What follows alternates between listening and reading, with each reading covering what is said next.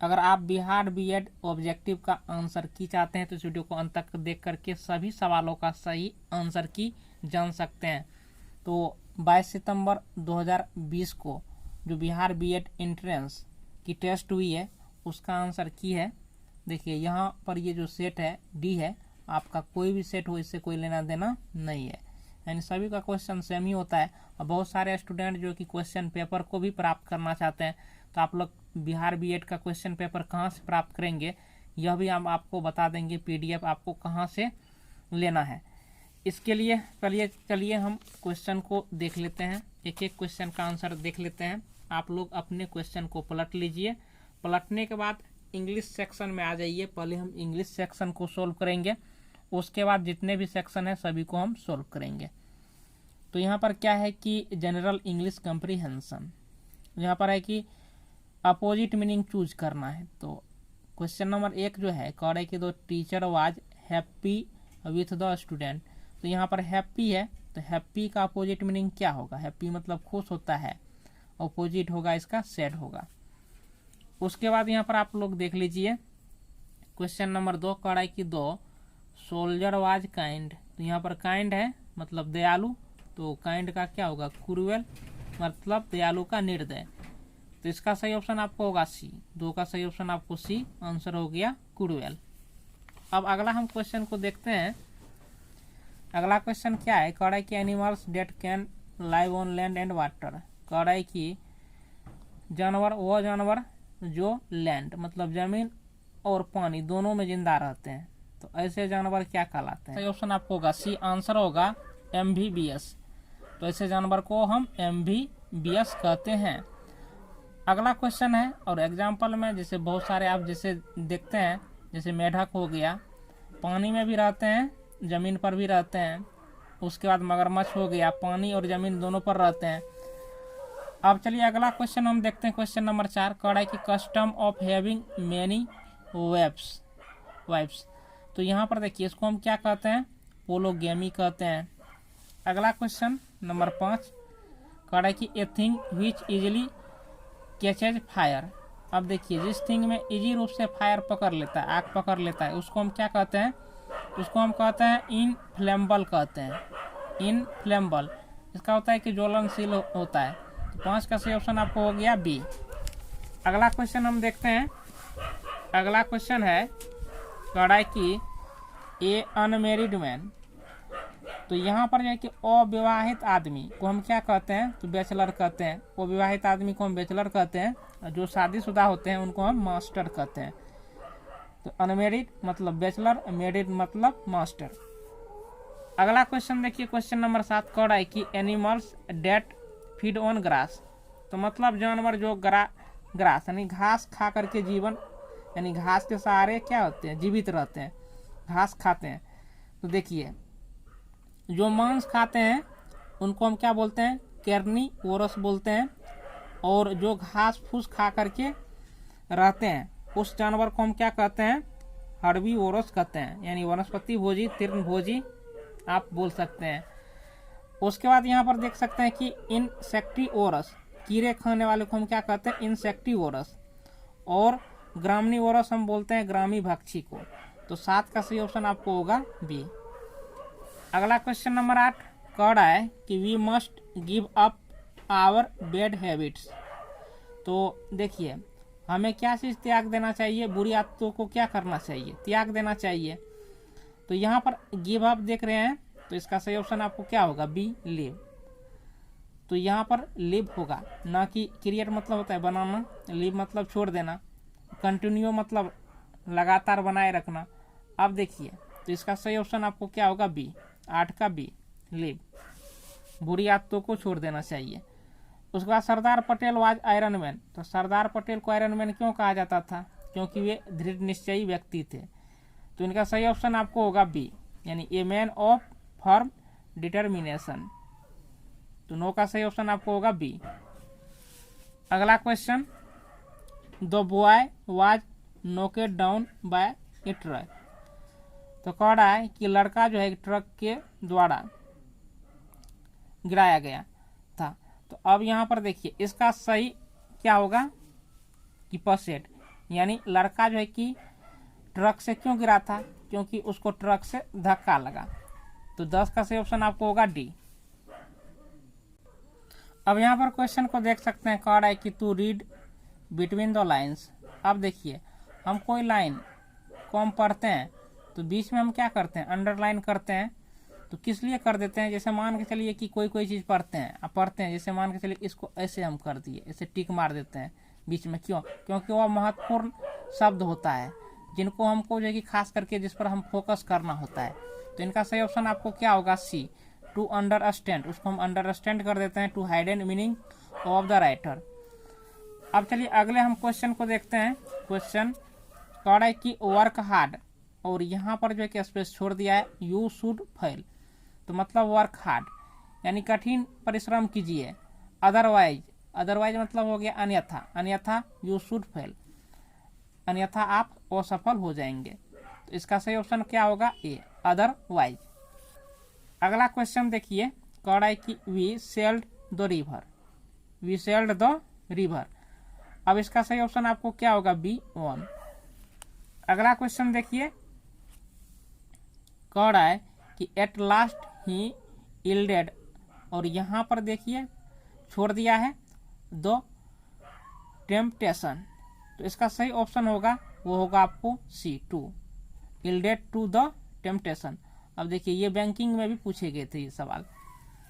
अब चलिए अगले हम क्वेश्चन को देखते हैं। अब हम हिंदी पार्ट में आ जाते हैं, तो आप लोग हिंदी पार्ट को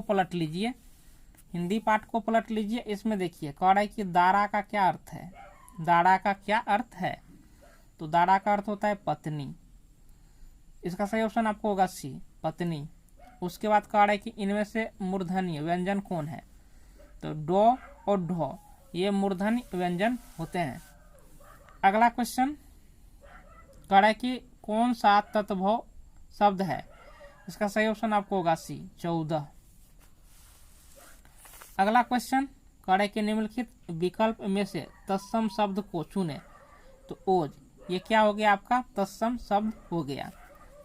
उसके बाद अगला क्वेश्चन कह रहा है कि भाषा की सबसे छोटी इकाई क्या है, तो भाषा की सबसे छोटी इकाई को हम वर्ण कहते हैं, भाषा की सबसे छोटी इकाई आपको वर्ण हो गया।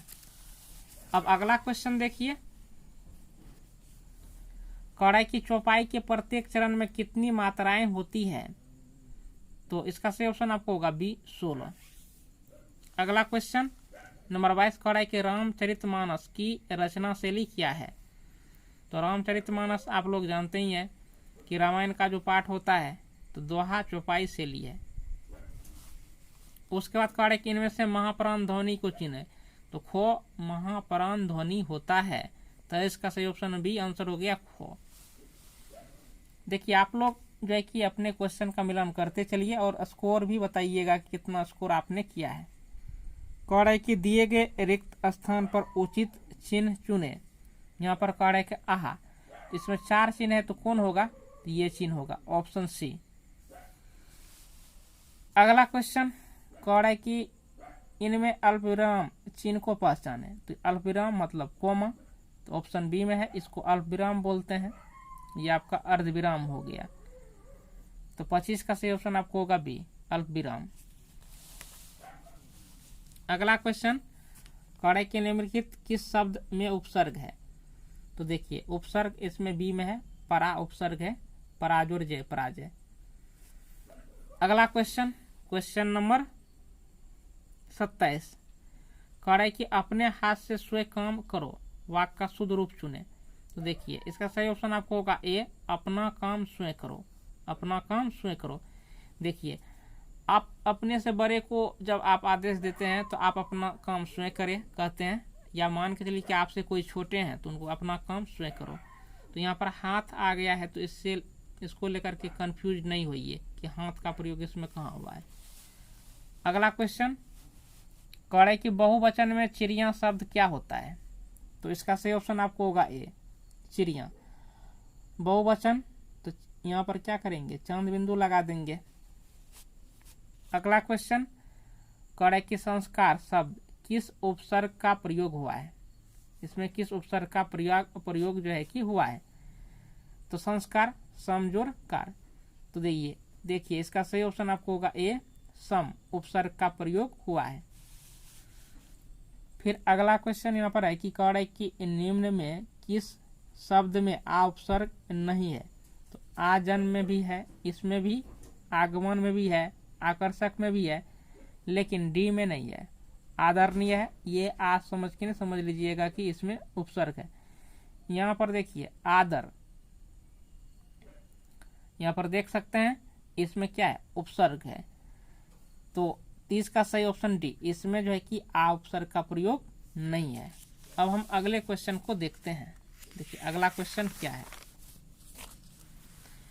तो अब सेक्शन 3 होता है। सेक्शन 1 इंग्लिश था, सेक्शन 2 आपका हिंदी था, सेक्शन 3 ये आपका जो है कि रीजनिंग है, लॉजिकल एंड एनालिटिकल रीजनिंग। अब चलिए ये रीजनिंग देखिए सॉल्व कैसे हुआ है। जैसे ये 31 नंबर से यहाँ से शुरू है, तो आप लोग रीजनिंग पार्ट को पहले निकाल लीजिए।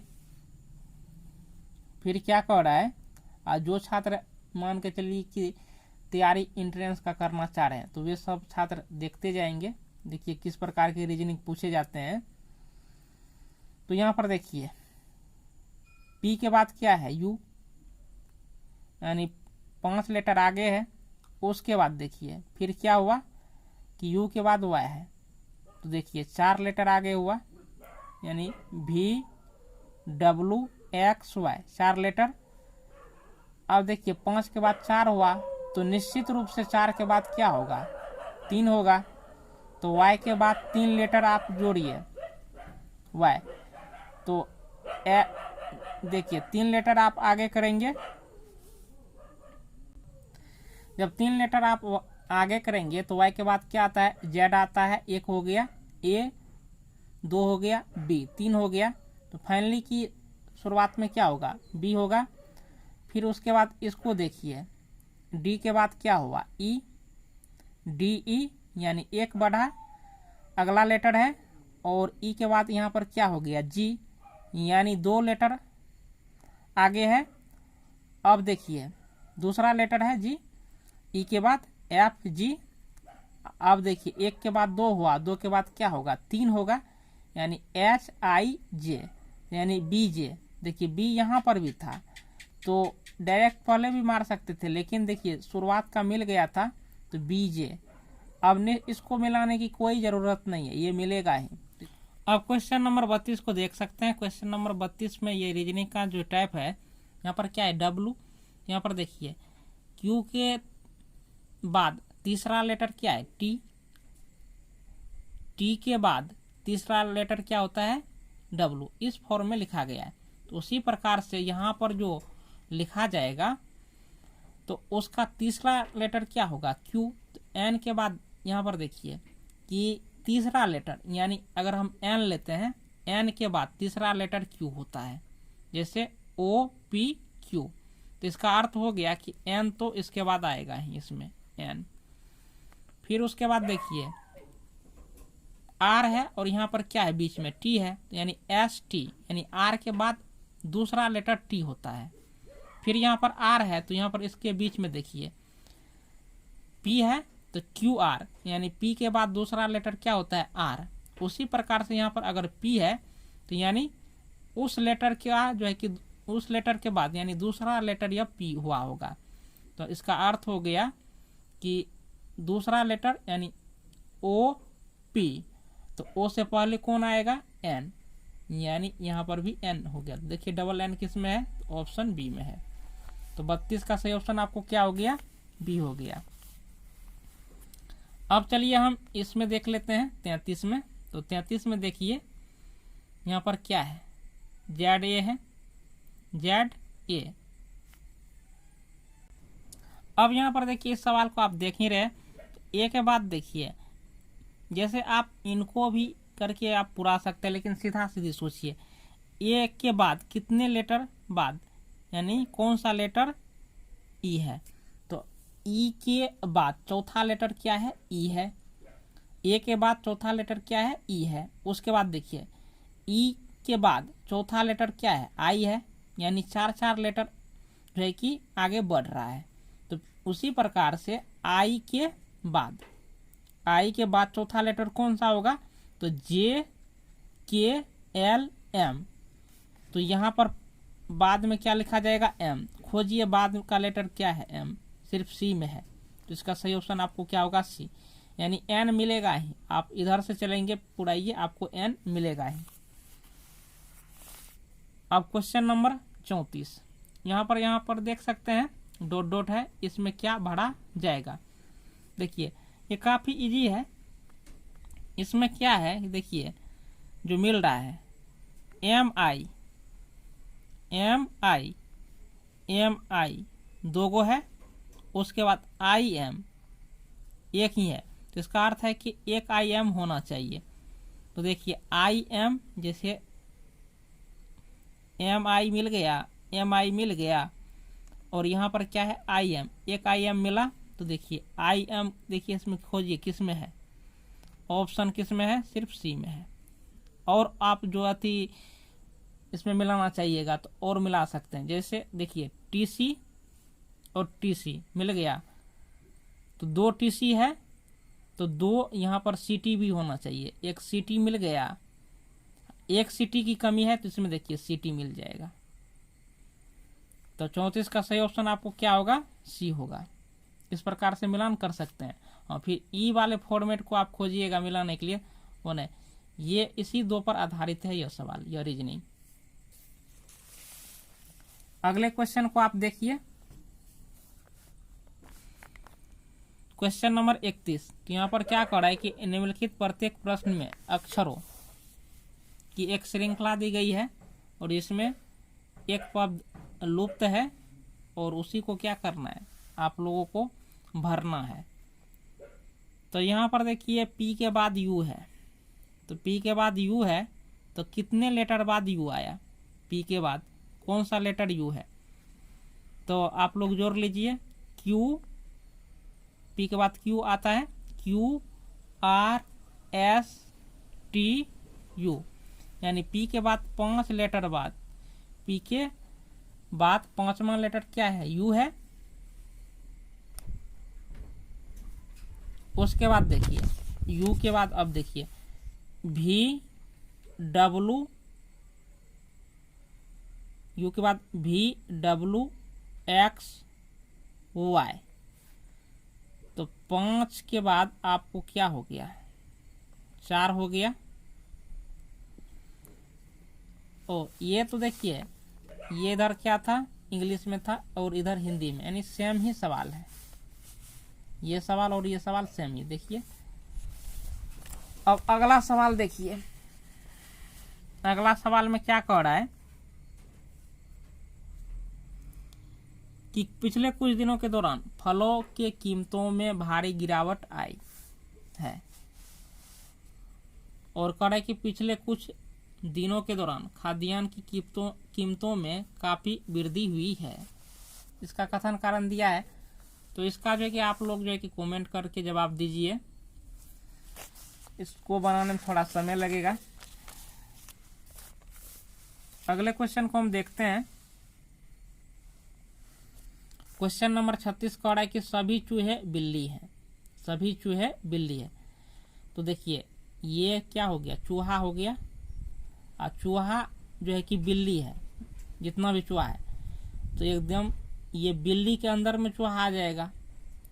अब देखिए सभी बिल्लियां क्या है, कुत्ते हैं, तो बिल्ली भी किसके अंदर में आ जाएगा, कुत्ते के अंदर में। तो अब देखिए चूहा क्या है, बिल्ली है, अब बिल्ली क्या है, कुत्ता है, तो सभी चूहे भी क्या होंगे, कुत्ते ही होंगे। इसमें क्या कह रहा है कि कुछ कुत्ते चूहे हैं। अब मान के चलिए कुत्ता तो सबका बाप हुआ, यानी कुत्ता के अंदर में जो है कि आपको चूहा बिल्ली दोनों आ गया। तो इसमें कह रहा है कि कुछ कुत्ते चूहे हैं, तो ये होगा ही, क्योंकि कुत्ता है तो मान के चलिए कि कुत्ता का इतना पार्ट ही न चूहा बिल्ली है, और रेस्ट इधर का जो कुत्ता है वो हो सकता है नहीं होगा। इसलिए कुछ कुत्ते चूहे हैं और कुछ कुत्ते बिल्लियां हैं, कुछ कुत्ते बिल्लियां हैं।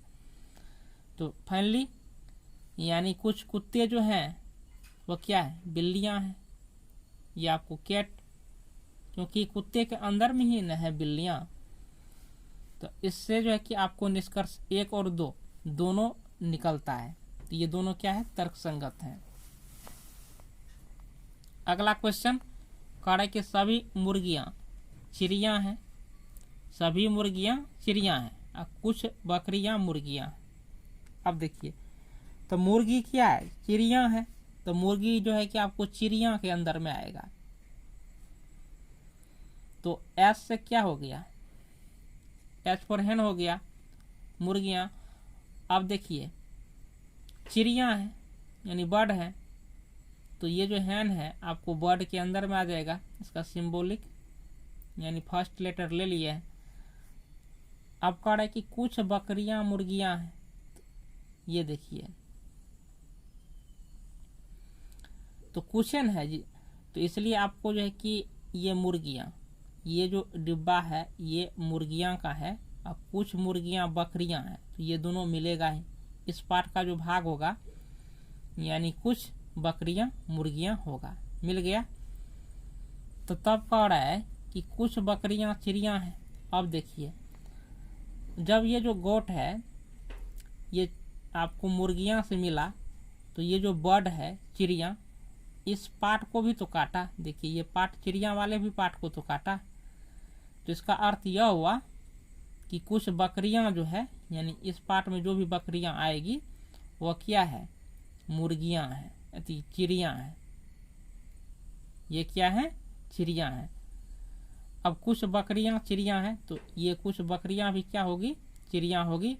और सभी मुर्गियां चिड़िया हैं, तो जितने भी मुर्गी हैं वो चिड़िया के अंदर में है ही, तो यानी सभी मुर्गियां क्या है, चिड़िया हैं। तो देखिए, ये चीज़ तो कथन में ही है और यहाँ पर निष्कर्ष में भी दिया है, तो ये तो सही है ही। और कुछ बकरियां चिड़िया हैं, देखिए ये इस पार्ट में क्या आ गया, बकरी चिड़िया हुआ कि नहीं हुआ, हुआ ही। तो दोनों कथन क्या है, सही है, यानी कथन 1 और 2 दोनों क्या है, तर्क संगत है। अब अगला क्वेश्चन देखिए, अगला क्वेश्चन क्या कह रहा है, कह रहा है कि नई दिल्ली रेलवे स्टेशन से प्रत्येक 2.5 घंटे बाद पटना के लिए जो है कि एक ट्रेन छूटती है।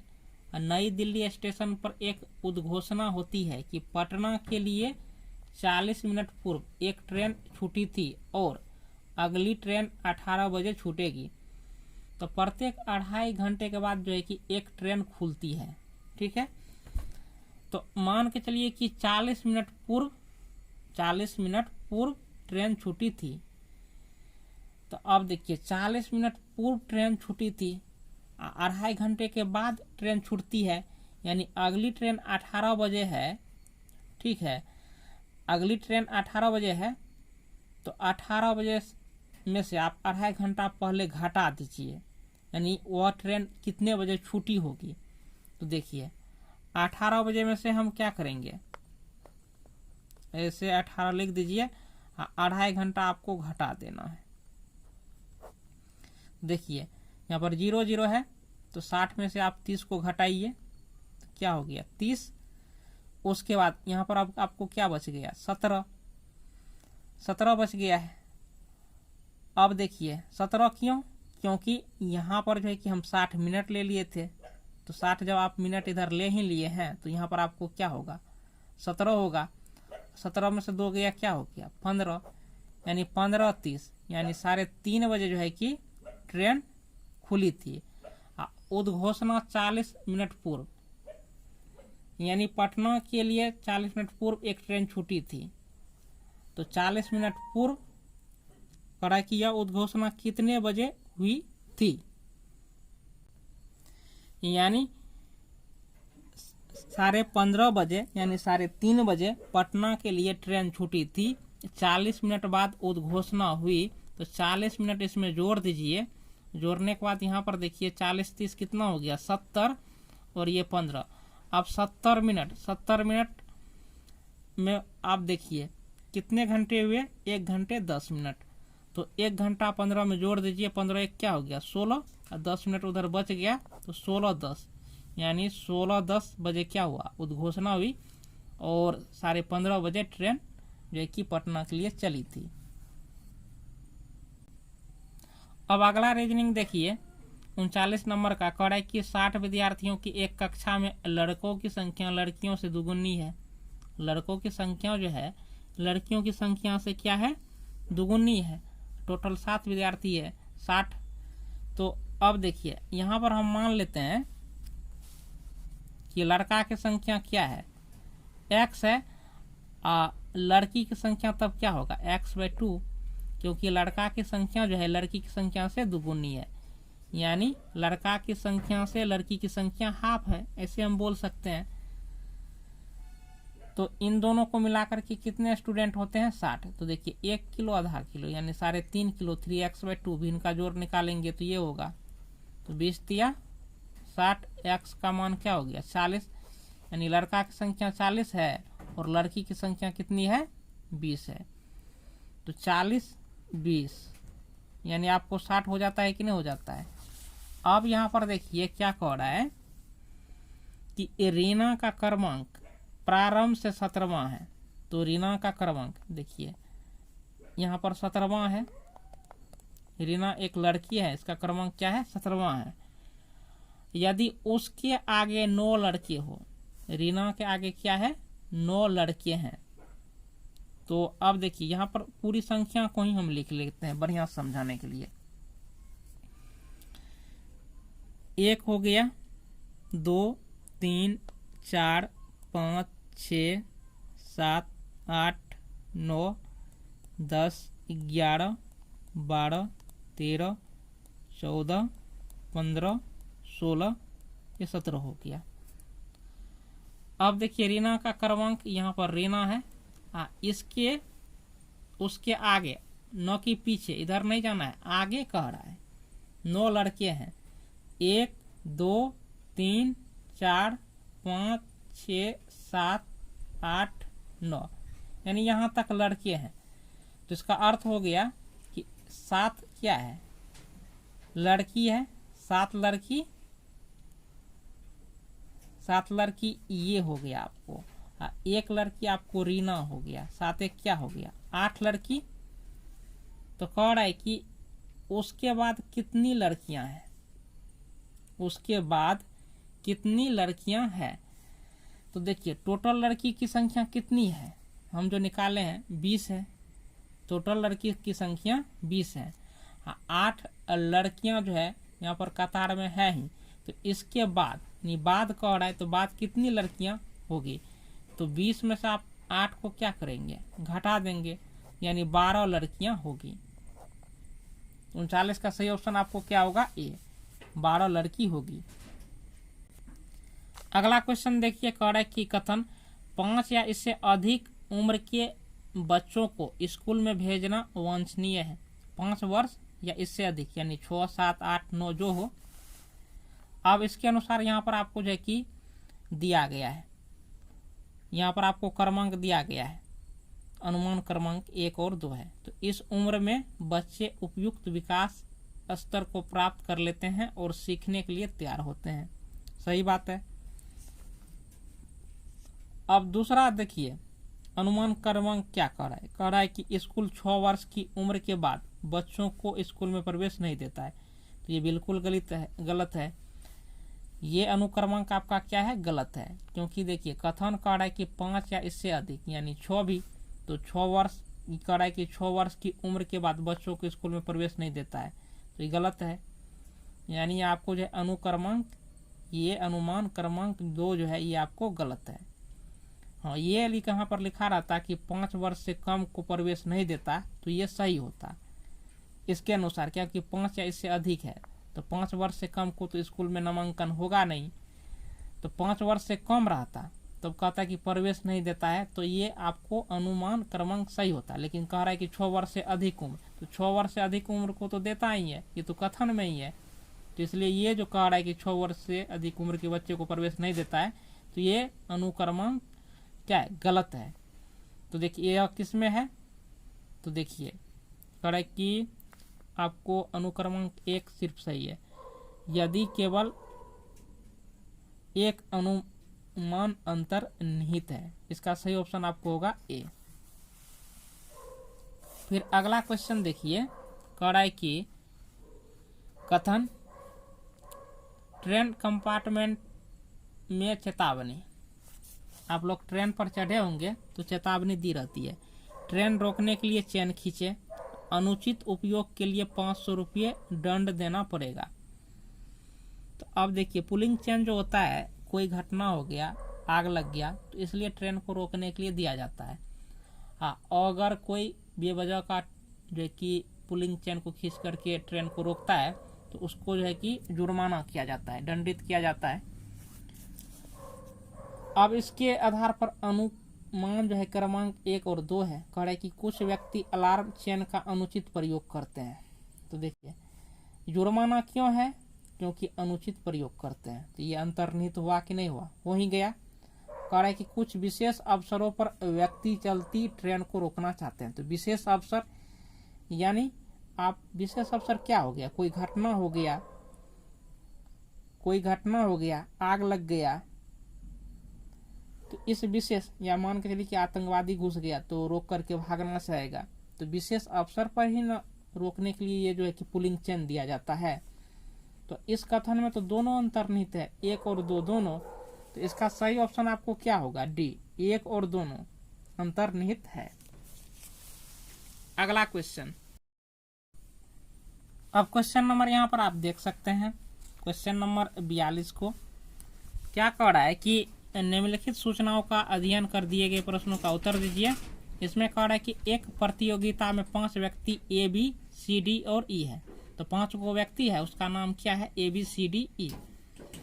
कह रहा है कि एक खेल का मास्टर है, उसमें एगो खेल का मास्टर है, एक अध्यतन घटनाओं का मास्टर है, तो एक जो है कि अध्यतन घटनाओं का मास्टर है, और कला, और एक कला और संस्कृति का क्या है, मास्टर है। तो कला और संस्कृति का एक मास्टर है। उसके बाद कह रहा है कि ए और डी अविवाहित महिलाएं हैं और उनकी पकड़ किसी भी विषय में नहीं है। ई विवाहित जोड़े का पति है, बी सी का भाई है, नो तो अध्यतन घटनाओं का मास्टर है, नो ही कला और संस्कृति का। कोई भी महिला अध्यतन घटना और कला और संस्कृति पर पकड़ नहीं रखती है। तो पहले देखिए इसको कैसे बनाएंगे, काफी इजी सवाल है। तो यहाँ पर देखिए 5 व्यक्ति ए, बी, सी, डी, ई है, तो 5 व्यक्ति ए, बी, सी, डी, ई हम यहाँ पर लिख लिए। लिखने के बाद अब देखिए यहाँ पर क्या कह रहा है कि एक खेल का मास्टर। तो अब देखिए एक खेल का मास्टर के लिए कॉलम बना लेना है। फिर कह रहा है कि एक अध्यतन घटनाओं का मास्टर, तो अध्यतन घटनाओं के मास्टर के लिए एक कॉलम बना लिए। फिर क्या कह रहा है कि एक कला और संस्कृति का मास्टर है, तो कला और संस्कृति के मास्टर के लिए भी हम क्या किए, एक कॉलम यहाँ पर देखिए बना लिए। फिर अब देखिए तो आपका ए और बी का काम तो हो गया। अब सी में आइए। सी में कह रहा है कि ए और डी अविवाहित महिलाएं हैं, यानी लड़की है, इसका शादी नहीं हुआ है, उनकी पकड़ किसी भी विषय में नहीं है। तो पहले देखिए अविवाहित महिला, तो ए क्या है, अविवाहित महिला, तो टिक मार देना है। और डी है तो डी में भी टिक मार देना है। इनकी जो पकड़ है किसी भी विषय में नहीं है, इनकी पकड़ किसी भी विषय में नहीं है। ना तो मान के चलिए इसका पकड़ एक खेल में होगा, न इसमें होगा और न इसमें होगा, इसकी पकड़ इसमें भी नहीं है, इसमें भी नहीं है, इसमें भी नहीं, कथन करे किसी में भी नहीं है। फिर देखिए क्या कर रहा है यहाँ पर डी में हम आएंगे, ई विवाहित जोड़े का पति है, ई जो है पति है, ई यहाँ पर देख रहे हैं ना, ई क्या है, पति है। तो अब इसमें विवाहित जोड़ा कौन है, इसका पत्नी कौन है, यह क्लियर नहीं है अभी। अब देखिए ए और डी तो पत्नी होगा ही नहीं, ए और डी पत्नी होगा ही नहीं, क्योंकि यह अविवाहित महिला है, तो कभी पत्नी होगा ही नहीं। चलिए अगले, अब जो है कि ऑप्शन को भी पढ़ना पड़ेगा तब क्लियर होगा। कह रहे हैं कि बी सी का भाई है, ये जो बी है इस सी का भाई है, तो मतलब बी अगर भाई है तो ये बी क्या हो गया, मेल हो गया, पुरुष हो गया। ये सी का भाई है, तो यहाँ पर देखिए ए और डी तो अविवाहित महिला है, हाँ ई क्या है, पति है, यानी ये भी क्या है, मेल है।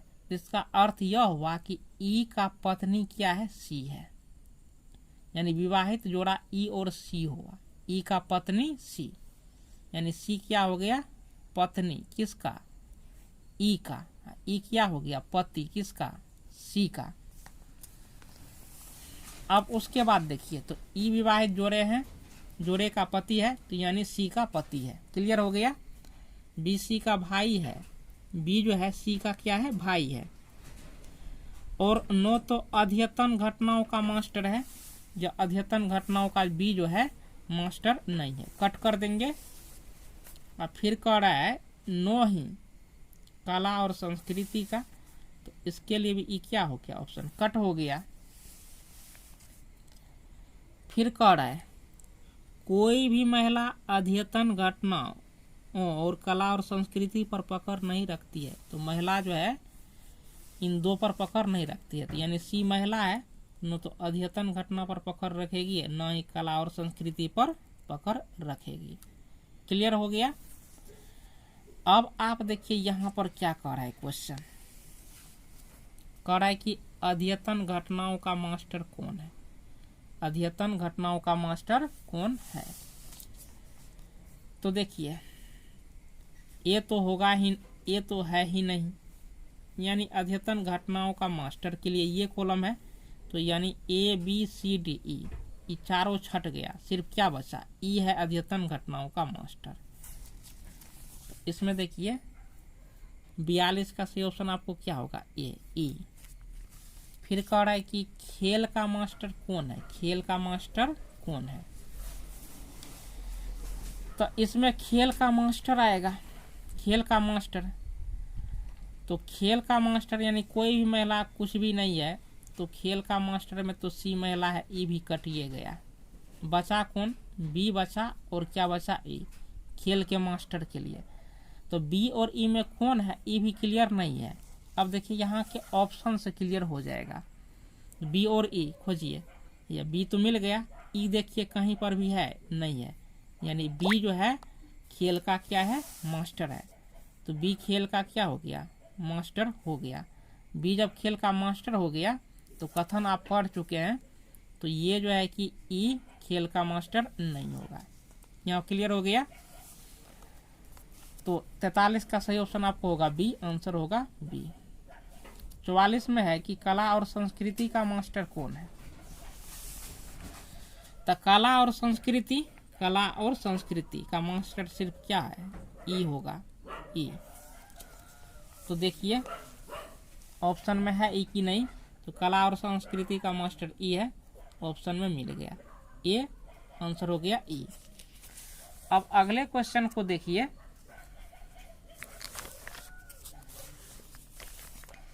ई की पत्नी कौन है, तो ई की पत्नी सी है, यहाँ पर तो क्लियर कर ही दिए थे, सी क्या है, पत्नी है ई की। अब अगले क्वेश्चन को देखिए, अगला क्वेश्चन क्या कह रहा है, कह रहा है कि अभिकथन बेरी बेरी एक विषाणु जनित संक्रमण है, तो देखिए ये गलत है, जो विषाणु जनित दे दिया है, बेरी बेरी विषाणु जनित संक्रमण है, तो ये गलत है, विषाणु के द्वारा नहीं होती है, यह विटामिन B1 के कमी से होती है। बेरी बेरी रोग विटामिन B1 के कमी से होने वाली एक कुपोषण ये रोग है, तो यहाँ पर विषाणु जनित जो दे दिया है ये गलत है। तो अभिकथन ये क्या है, गलत है। और विटामिन की कमी से बीमारियां होती है, तो आप लोग जानते ही हैं कि विटामिन की कमी से क्या होती है, बीमारी होती है। तो ए बी सी डी जितने भी विटामिन अगर आपके शरीर में कमी है तो अनेक बीमारियां होगी। तो आर बिल्कुल सही है। तो देखिए किस ऑप्शन में, तो ऑप्शन डी में देखिए ए गलत है किंतु आर सत्य है। तो 46 का सही ऑप्शन आपको होगा डी। अगला क्वेश्चन देखिए 47। अभिकथन ए में कह रहा है कि नर्मदा नदी पश्चिम की ओर बहने वाली नदी है, तो नर्मदा नदी पश्चिम की ओर बहती है, ये बिल्कुल सही है अभिकथन ए। और नर्मदा नदी जो है कह रहा है कि बंगाल के खाड़ी में गिरती है, तो ये गलत है। नर्मदा नदी जो है वो संभात की खाड़ी में गिरती है, जिसको हम अरब सागर कहते हैं, तो नर्मदा नदी बंगाल की खाड़ी नहीं बल्कि अगर अरब सागर में गिरती है, यानी खंभात की खाड़ी में गिरती है। तो आर गलत है, ए सही है।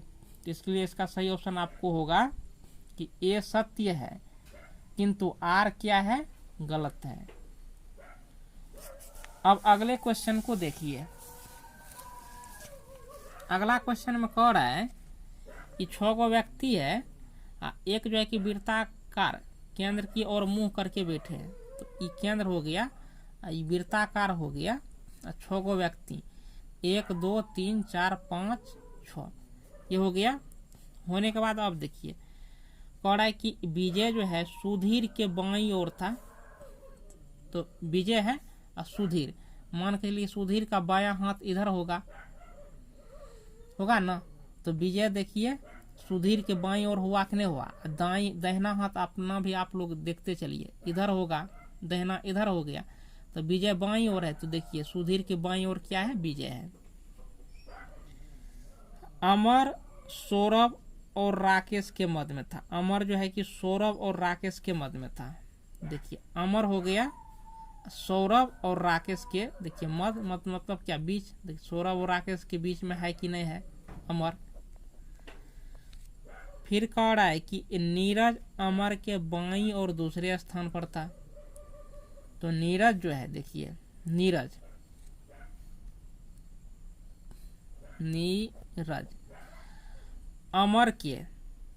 अमर के बाईं ओर, आप देखिए मुंह ऐसे घुमा लीजिए, समझिए कि आप यहाँ पर बैठे हैं। तो बाईं पार्ट आपका इधर ना होगा, दाहिना हाथ आपका इधर होगा। तो दूसरा स्थान, तो पहला और दूसरा। तो देखिए अमर के बाईं और दूसरा क्या है, नीरज है, इसलिए इसका नीरज का स्थान यहाँ पर होगा। अब हो गया। अब आपको क्या करना है, इसके आधार पर सवाल का जवाब देना है। करा कि विजय के दाहिनी और दूसरे स्थान पर कौन था। विजय के दाहिनी ओर विजय है, आप समझिए कि यहाँ पर आप बैठे हैं, आपका दाहिना हाथ किधर है, और दूसरा स्थान पहला दूसरा यानी नीरज है। तो 48 का सही ऑप्शन क्या होगा, ए। फिर देखिए 49 का, नीरज और विजय के मध्य कौन था। तो नीरज और विजय के मध्य देखिए कौन होगा, ये नीरज हो गया, ये नीरज हो गया, और उसके बाद ये विजय हो गया। तो नीरज और विजय के मध्य सुधीर है। तो इनका सही ऑप्शन आपको क्या होगा, सी होगा, नीरज और विजय के मध्य सुधीर। कह रहा है कि अमर के दाहिनी और दूसरे स्थान पर कौन था। तो अमर के दाहिना, तो अमर पर आ जाइए, अमर है और दाहिना हाथ किधर होगा, यहाँ पर आप बैठे हैं, समझिए क्या, इधर मुंह करके, इधर मुंह करके यहाँ पर आप बैठे हैं, इधर मुंह है। तो दाहिना हाथ आपका इधर होगा, दूसरा स्थान पहला दूसरा यानी विजय। तो इसका सही ऑप्शन बी आंसर हो गया, विजय, दाहिने और दूसरे स्थान पर विजय हुआ। फिर देखिए विजय और अमर के मध्य कौन था, विजय और अमर के मध्य कौन था। तो यहाँ पर देखिए विजय है, अमर है। तो यहाँ पर देखिए राकेश या सौरभ दोनों हो सकता है। क्यों, ये जो नाम बैठा है राकेश और सौरभ, तो इस स्टेटमेंट में देखिए क्लियर नहीं है, यहाँ पर जो आपको दिया गया है इसमें क्लियर नहीं है। सौरभ का स्थान हम यहाँ पर भी नाम लिख सकते हैं और यहाँ पर भी लिख सकते हैं, क्योंकि अमर जो है कि राकेश और सौरभ के मध्य में है। तो इसका स्थान ये नहीं है कि किस ओर से है, यानी अमर के किस ओर है, यानी सौरभ को हम यहाँ पर भी लिख सकते हैं, राकेश को हम यहाँ पर भी लिख सकते हैं, या राकेश यहाँ पर है तो सौरभ यहाँ पर, ये चलने वाला है। तो इसलिए जो कह रहा है तो या तो राकेश होगा या तो सौरभ होगा। तो इसलिए इसका सही ऑप्शन आपको होगा सी, राकेश या सौरभ। अगला क्वेश्चन देखिए, कह रहा है कि स्कूल यूनिफॉर्म गरीब माता पिता पर बोझ है। अब पहले जानिए कि स्कूल यूनिफॉर्म क्यों दिया जाता है। देखिए ये समानता के लिए स्कूल यूनिफॉर्म दिया जाता है, ताकि बच्चे जो है कि भेदभाव नहीं करें, सबका समान यूनिफॉर्म रहेगा तो यह नहीं पता चलेगा कि कौन अमीर है कौन गरीब है, इसलिए यूनिफॉर्म प्रदान किया जाता है। तो इसमें जो है कि 2 गो यहाँ पर देख सकते हैं कि यहाँ पर आपको अनुक्रमांक दे दिया है। कह रहा है कि गरीब अभिभावकों को स्कूल यूनिफॉर्म खरीदना बंद कर देना चाहिए। ये तो गलत बात है, यूनिफॉर्म खरीदना तो बंद करना ही नहीं चाहिए। स्कूल यूनिफॉर्म पर स्कूल माली सहायता दे सकते हैं। तो आप लोग जानते हैं कि स्कूल ड्रेस के नाम से जानते हैं, तो स्कूल से रुपया मिलता है, ड्रेस का पैसा मिलता है, तो सहायता मिलता है कि नहीं मिलता है। तो सहायता मिलता है तो क्या कहता है कि आप स्कूल यूनिफॉर्म खरीदना छोड़ दीजिए, अपने में खर्चा कर लीजिए, ऐसा तो नहीं कहते हैं। लेकिन लोग सब क्या करता है, खर्चा कर देता है, बच्चे को यूनिफॉर्म देता नहीं है, ये गलत बात है। तो इसका सही ऑप्शन आपको क्या हो गया, ये 2 हो गया। और एक जो है कि खरीदना बंद कर देना चाहिए, तो ये गलत है। यानी आपका जो है कि कारण, इनको अगर आप कारण कहेंगे तो ये क्या है, गलत है। पहला कारण गलत है, दूसरा कारण क्या है, सही है। तो यदि केवल कार्रवाई 2 का अनुसरण करती है, या केवल 2 जो है सही है, इसलिए इसका अनुसरण करती है, 1 जो है कि अनुसरण नहीं करती है। अगला क्वेश्चन करा कि ग्रामीण क्षेत्रों में स्कूल छोड़ने की दर बहुत अधिक है, क्योंकि बच्चे आय अर्जित करने में गतिविधियों में अपने माता पिता का सहयोग करते हैं। तो गांव घर में क्या होता है कि बच्चा जो है कि अपने माँ बाप के काम में हाथ बटाने लगता है, स्कूल छोड़ देता है, पढ़ने के लिए सब दिन जाता है, नियमित नहीं जाता है। तो यहाँ पर देख सकते हैं कि 2 को कार्यवाही दिया है। पहला कार्यवाही है कि माता पिता को शिक्षित करने के लिए प्राथमिक शिक्षा पर जन जागरूकता कार्यक्रम का शीघ्र विस्तार किया जाना चाहिए। तो इस बात सही है कि आप बच्चे को स्कूल नहीं भेजते हैं, तो यहाँ पर गार्जियन को क्या किया जाए, शिक्षित किया जाए, यानी जागरूकता फैलाएंगे तब ना गार्जियन है कि अपने बच्चे को स्कूल भेजेंगे। तो जागरूकता तो जरूरी है। तो इसका कार्रवाई 1 जो है ये तो बिल्कुल सही हो गया। अब दूसरा कार्रवाई को देखिए, कह रहे कि मुआवजा एक उपाय नहीं है, तो बिल्कुल सही है। मान के चलिए कि आप गार्जियन को मुआवजा दे देंगे, तो क्या होगा, गार्जियन जब समझेगा ही नहीं तो उनको खा पी करके बराबर कर देगा। खा पी करके जब बराबर कर देगा तो बच्चा को भेजेगा ही नहीं। तो सबसे पहले है क्या कि गार्जियन को जागरूक करना जरूरी है। गार्जियन जागरूक होगा तभी बच्चा को पढ़ने के लिए भेजेगा। तो ये दूसरा जो है कार्रवाई ये गलत है। पहला कार्रवाई क्या है, सही है। तो इसका सही ऑप्शन आपको होगा ए, यदि केवल कार्रवाई 1 का अनुसरण करती है, केवल यह 1 का अनुसरण करती है, 2 का नहीं। यानी मुआवजा दे दो, ये गलत बात है। अब वैसे कौन स्कूल की तरफ से गार्जियन को मुआवजा दिया जाता है, दिया जाता ही नहीं है। ऐसे भी सिंपल रूप से आप लोग सोच सकते हैं। अगला क्वेश्चन देखिए, अगला क्वेश्चन क्या है कि बीमार लोगों को दवा की जरूरत है। तो निश्चित रूप से बीमार लोग को दवा की जरूरत है ही, तो स्वस्थ लोगों को दवा की जरूरत नहीं है। जो आदमी स्वस्थ है उनको दवा चाहिए ही नहीं, आप लोग जानते ही हैं। तो एक कथन जो है, ये जो निष्कर्ष है, कथन है, 1 और 2 निष्कर्ष है। तो पहला निष्कर्ष आपको सही है, कह रहे कि लोग अपने घर में दवा रखते हैं। तो ये जरूरी नहीं है कि सब लोग अपने घर में ही दवा रखते हैं, दुकान में दवा होती है। तो इसलिए आपको ये निष्कर्ष केवल 1 सही है, 2 जो है आपको सही नहीं है। यदि केवल निष्कर्ष 1 निकलता है, 1 निष्कर्ष निकलता है। अब देखिए, कह रहे कि कथन हमारे राष्ट्र की बढ़ती जनसंख्या के कई आवश्यक संसाधनों का ह्रास होगा। तो राष्ट्र की जनसंख्या आप लोग जान रहे हैं कि बढ़ रहा है।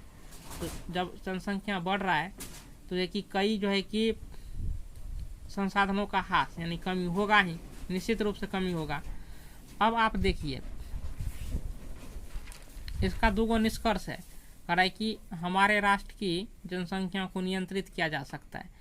तो मान के चलिए कि योजना या कानून ला करके जनसंख्या को नियंत्रित किया जा सकता है। ये तो कथन बिल्कुल सही है। कह रहा है कि राष्ट्र अपने नागरिकों को एक उचित जीवन प्रदान करने में सक्षम नहीं होगा।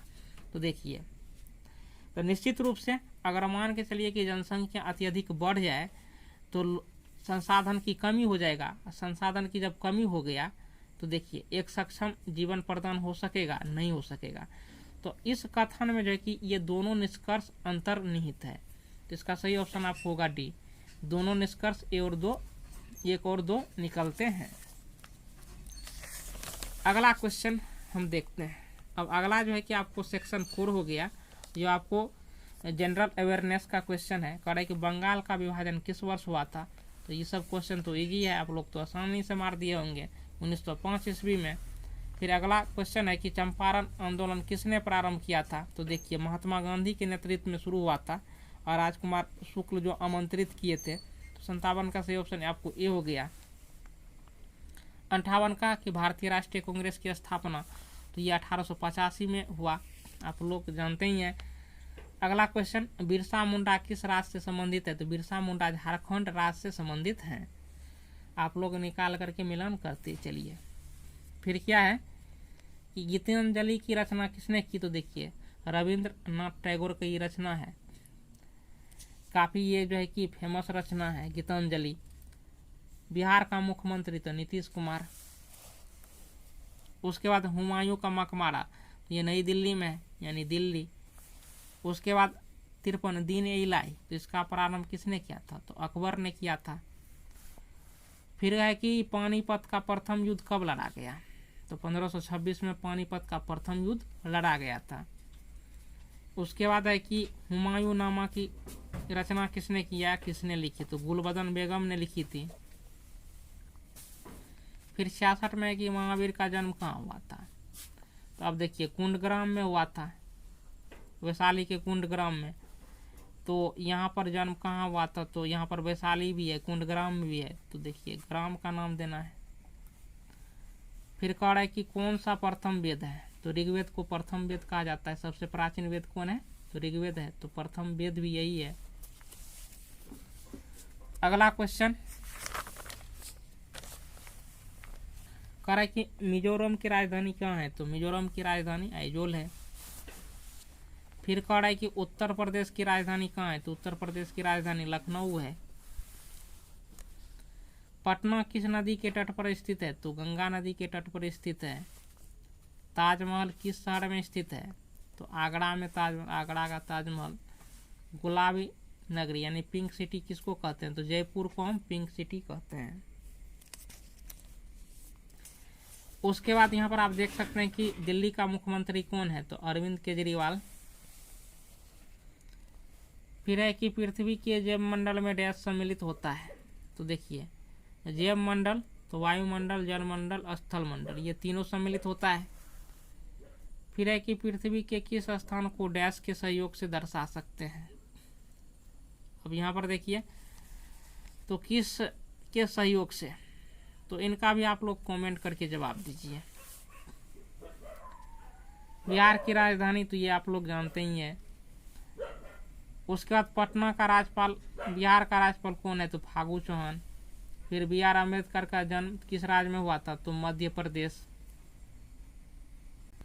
उसके बाद है कि कोसी नदी किस राज्य में है? तो बिहार। शोक नदी भी कही जाती है। नेपाल की राजधानी तो काठमांडू। कंप्यूटर का जनक किसे कहा जाता है? तो चार्ल्स बेबेज को कहा जाता है। फिर कह रहा है कि भारत का जो क्या है, भारत का करेंसी क्या है? रुपया है। तो बांग्लादेश का करेंसी क्या है? टका है। तो 82 का सही ऑप्शन आपको होगा बी। 83। तो मायोपिया किससे संबंधित है? आंख। मायोपिया आंख का रोग है। उसी प्रकार से मेनिंजाइटिस जो है यह मस्तिष्क का रोग है। 83 का सही ऑप्शन आपको होगा बी। कह रहा है कि कौन पृथ्वी का भाग है? तो स्थल मंडल। उसके बाद देखिए निम्नलिखित में पृथ्वी का सबसे बड़ा महासागर तो प्रशांत हो गया। फिर ओजोन परत क्षरण के लिए मुख्यतः जिम्मेवार गैस कौन है? तो क्लोरोफ्लोरोकार्बन है, ये CFC इसको हम बोलते हैं। 86 का सही ऑप्शन आपको हो गया सी। जकार्ता किस देश की राजधानी है? तो इंडोनेशिया की राजधानी जकार्ता है। अब देखिए भारत के पश्चिम में कौन सा समुद्र स्थित है? तो अरब सागर स्थित है। और दक्षिण में क्या है? हिंद महासागर है। उसके बाद भारत का वर्तमान रक्षा मंत्री कौन है? तो ये राजनाथ सिंह है। फिर यहाँ पर है कि RTE एक्ट 2009 किस वर्ष से लागू किया गया? तो यह 1 अप्रैल 2010 को लागू किया गया था। अब अगला क्वेश्चन देखिए, पंडित दीनदयाल उपाध्याय किस राजनीतिक दल के थे? तो ये जनसंघ के थे। उसके बाद अग्नि की उड़ान नामक पुस्तक के लेखक तो ये APJ अब्दुल कलाम हो गया। उसके बाद देखिए भारतीय संविधान का कौन सा अनुच्छेद राज्यों में राष्ट्रपति शासन लागू करने से संबंधित है? तो 356। कह रहे कि भारत का राष्ट्रपति कौन है? तो रामनाथ कोविंद। कौन सा उपकरण भूकंप मापन करता है? तो सिस्मोग्राफ। अब चलिए यहाँ पर आपको अब आ गया है कि teaching learning environment in school. Section 5 में आ जाना है। 5 सेक्शन था, आप लोग जानते ही हैं। कड़े के समाज में घटते नैतिक मानकों का मूल का कारण क्या है। तो समाज में जो नैतिक मानकों का मूल घट रहा है, इसका कारण क्या है। तो देखिए, गरीबी तो है ही, मतलब ये जो होता है ना टीचिंग लर्निंग, इसमें आपको सभी ऑप्शन सही रहते हैं, आपको बेस्ट चूज करना होता है। देखिए, शिक्षा नीति की विफलता एक प्रमुख कारण है। उसके बाद कह रहा है कि कौन 3R का भाग नहीं है। देखिए, 3R का भाग पूछ रहा है, तो इस पर हम भी कंफर्म नहीं है इनका सही ऑप्शन क्या होगा। आप लोग कमेंट करके बताइएगा, या इनको पुनः सर्च करेंगे तो कमेंट में हम पिन कर देंगे। पढ़ाई कि इनमें कौन मूक बधिर की शिक्षा से संबंधित है। तो देखिए, मूक मतलब जो बोल नहीं सकता है, बधिर मतलब क्या, बहिर आप लोग बोलते हैं समान भाषा में, बहिर। तो मूक भी है और बहिर भी है। तो अब देखिए, मूक और बहिर है, तो जो आदमी सुन नहीं सकता है, बोल नहीं सकता है, तो उसको हम संकेत भाषा के ही माध्यम से न पढ़ाएंगे। अब देखिए, ब्रेल लिपि, तो ये अंधा के लिए होता है, पढ़ाने के लिए। तो इनका सही ऑप्शन आपको होगा बी। उसके बाद यहाँ पर देखिए, कह रहा है कि जो विद्यार्थी मूक बधिर नेत्रहीन या कुछ योग्यताओं में कमतर होते हैं, उनके लिए कौन सा नया शब्द दिया गया। तो इसको हम विशिष्ट आवश्यकता वाले बच्चे कहते हैं। 99 का सही ऑप्शन आपको होगा ए। कह रहा है कि एक कक्षा में एक अच्छे अध्यापक के द्वारा क्या पालन करना चाहिए। तो तेज सीखने वाले को पढ़ाना चाहिए। मान के चलिए कि आप शिक्षक हैं, आप कक्षा में पढ़ाने के लिए गए हैं, तो आप क्या करेंगे, सिर्फ तेजगर विद्यार्थी को पढ़ाएंगे। आपको सभी को पढ़ाना पड़ेगा, जो तेजगर है उसको भी, और जो है कम जानता है उसको भी। तो तीनों को पढ़ाना पड़ेगा, तो इसलिए सभी ABC को साथ पढ़ाना होगा। अगला क्वेश्चन देखिए, आप लोग वीडियो को अधिक से अधिक शेयर कर दीजिए ताकि अन्य छात्र भी मिलान कर सके, लाभ ले सके। जो भी छात्र चैनल पर नए हैं तो सब्सक्राइब कर लीजिए, ताकि आपको जो है कि बीएड से संबंधित सभी जानकारी मिलता रहे। और है कि किस कक्षा स्तर के लिए प्राथमिक विद्यालय शब्द का प्रयोग किया गया है।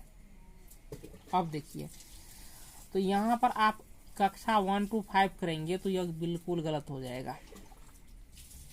1 to 5 में क्यों गलत होगा, तो देखिए, प्राथमिक विद्यालय में जो आता है आपको प्राइमरी स्कूल में कक्षा 1 से लेकर के 8 तक आता है। अब कहेंगे कैसे, जैसे 1 2 को हम क्या बोलते हैं, लोअर प्राइमरी बोलते हैं, लोअर प्राइमरी। अब देखिए, 6 to 8 को हम क्या बोलते हैं, अपर प्राइमरी, यानी मिडिल स्कूल हम इनको बोलते हैं। तो प्राइमरी स्कूल के अंतर्गत में आपको क्या हो गया, क्लास 1 से लेकर के 8 तक के विद्यार्थी आते हैं। तो प्राइमरी में क्या हो गया आपको 1 to 5, जिनको हम लोअर प्राइमरी कहते हैं, अपर प्राइमरी यानी 6 to 8 यानी मिडिल स्कूल को कहते हैं। तो प्राइमरी में कक्षा 1 से लेकर के 8वीं तक के विद्यार्थी आएंगे। फिर कह रहा है कि विद्यार्थियों को कोई संप्रत्यय पढ़ाने का सबसे अच्छा तरीका डैश से डैश की तरफ बढ़ना है। तो देखिए, ज्ञात से अज्ञात की ओर। तो मान के चलिए कि कोई विद्यार्थी को आप पढ़ा रहे हैं, तो उसके बारे में कुछ भी उनको जानकारी नहीं है, तो पढ़ाना शुरू कीजिएगा तो उनको समझ में ही नहीं आएगा। अब देखिए, उनको जो जानकारी है उनसे पहले शुरू कीजिए, तो उनका इंटरेस्ट भी बढ़ेगा और वह सीखने के लिए भी उत्सुक होगा। करें कि भारत में माध्यमिक शिक्षा की अवधि। तो अब देखिए, माध्यमिक शिक्षा सेकेंडरी एजुकेशन जिनको हम बोलते हैं, इनको हम बोलते हैं 9th और 10th को, यानी 1 साल 9th 1 साल 10th, यानी 2 वर्ष होनी चाहिए। लेकिन फुल्ली हम इस सवाल पर कंफर्म नहीं है। और हायर सेकेंडरी में आपका आ जाता है 11th और 12th, 2 साल वो होता है। अब दोनों को जोड़ करके लिया जाएगा कि माध्यमिक शिक्षा में सिर्फ 9th 10th को लिया जाएगा, वैसे 9th 10th को ही लिया जाता है अभी तक जो होती है। इसमें हम कंफर्म नहीं है, आप लोग कमेंट करके बताइए। विद्यालयों में विद्यार्थी अनुशासनहीनता का सर्वाधिक प्रबल डैश कारण है। तो देखिए, विद्यार्थी अगर अनुशासनहीन है तो समान कक्षा में क्या होती है, हम लोग क्या करते हैं, विद्यार्थी को मारते हैं। लेकिन यह नियम नहीं है। अगर विद्यार्थी अनुशासनहीनता करता है तो उसको जो किसी क्रिया में संलग्न कर दीजिए, शारीरिक दंड न देकर के कोई क्रिया में लगा दीजिए, वह सुधर जाएगा। यह नियम कहता है शिक्षा शास्त्र।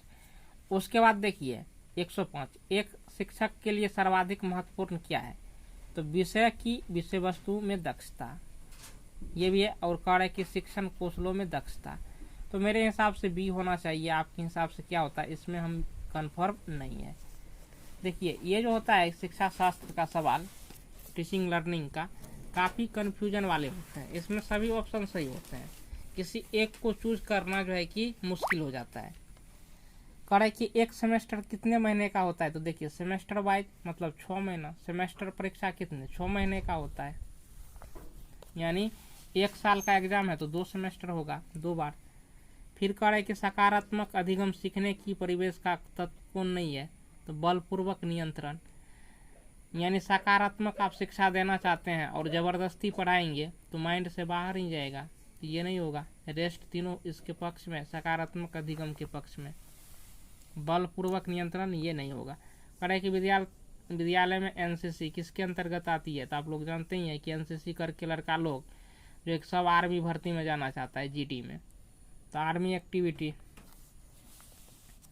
उसके बाद इनमें कौन साहित्यिक क्रिया नहीं है, तो देखिए साहित्यिक कार्य के एनएसएस ये नहीं है। एनएसएस का मतलब हो गया नेशनल सर्विस स्कीम, निबंध लेखन ये तो है ही, वाद विवाद क्विज ये सभी साहित्यिक क्रिया है, लेकिन एनएसएस नहीं है। ये आपको जो है कि सेवा कार्य है। करे कि यदि कक्षा में विद्यार्थी शोरगुल करे तो उन्हें डैश करना चाहिए, दंडित भी नहीं करना चाहिए, क्रियाओं में संलग्न करना चाहिए। देखिए बार बार ये क्वेश्चन रिपीट हो रहा है। अगला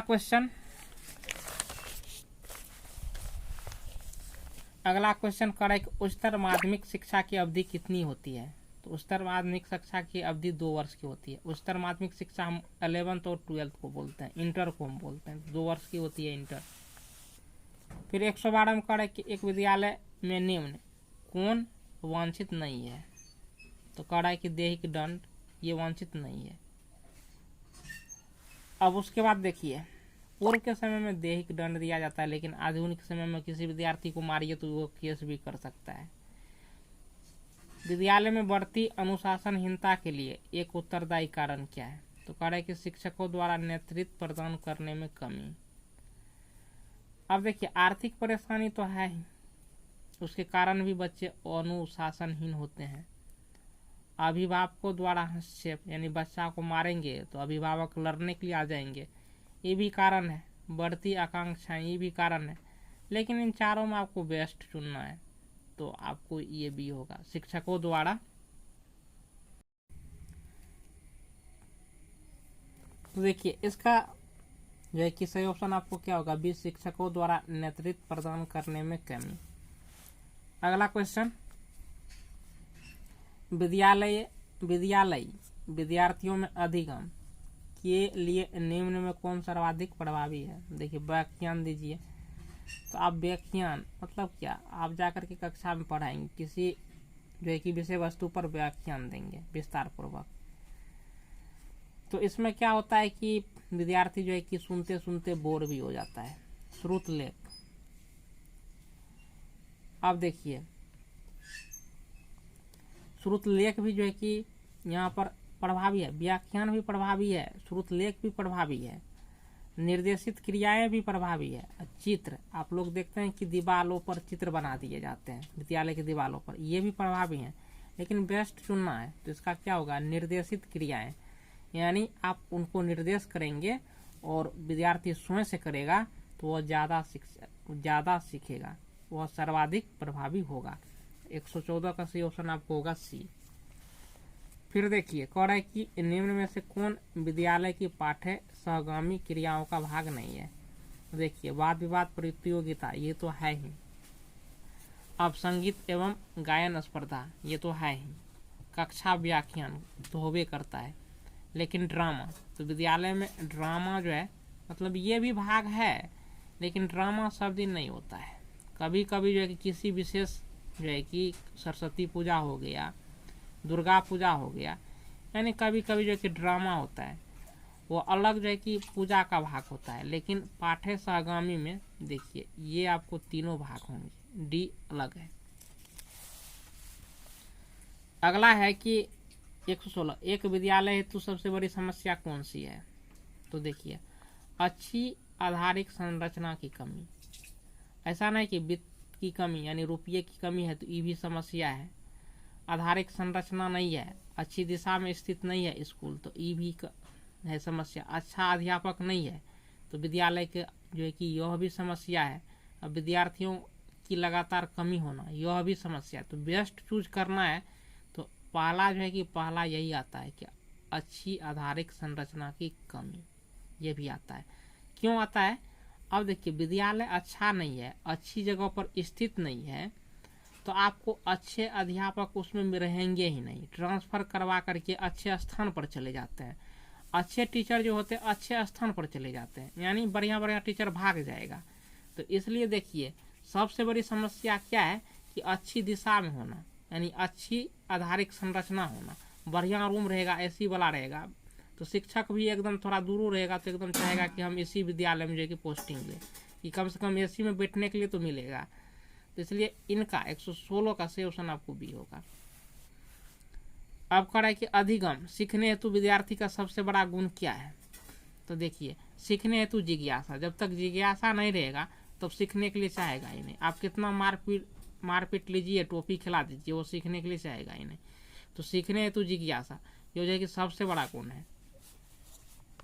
118 कह रहा है कि कौन सा एक अच्छे विद्यालय का गुण नहीं है? तो देखिए अच्छे विद्यालय का कह रहा है गुण नहीं है तो सभी विषयों का शिक्षण, ये तो गुण है ही। वाद विवाद, ये भी गुण है।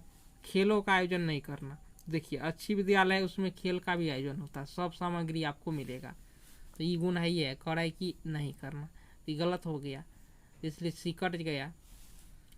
फिर कह रहा है 119 में कह रहा है कि निम्नलिखित में कौन विद्यालय की भौतिक संरचना का उदाहरण नहीं है? देखिए खेल का मैदान, बिल्डिंग, ये लाइब्रेरी, ये सभी आता ही है। ये जो प्रयोगशालाएं हैं ये भौतिक संरचना में नहीं आता है। उसके बाद यहाँ पर देख सकते हैं कि जिस शिक्षण संस्था में अध्ययन हेतु उम्र का कोई बंधन नहीं होता उसे हम क्या कहते हैं? तो उनको हम क्या ओपन स्कूल कहते हैं। देखिए खुली शिक्षा संस्था, ये ऑप्शन डी। तो इस प्रकार से सभी क्वेश्चन समाप्त हो गया है। बीएड से संबंधित कोई भी जानकारी चाहिए तो आप लोग निश्चित रूप से इस चैनल के साथ जुड़ जाए।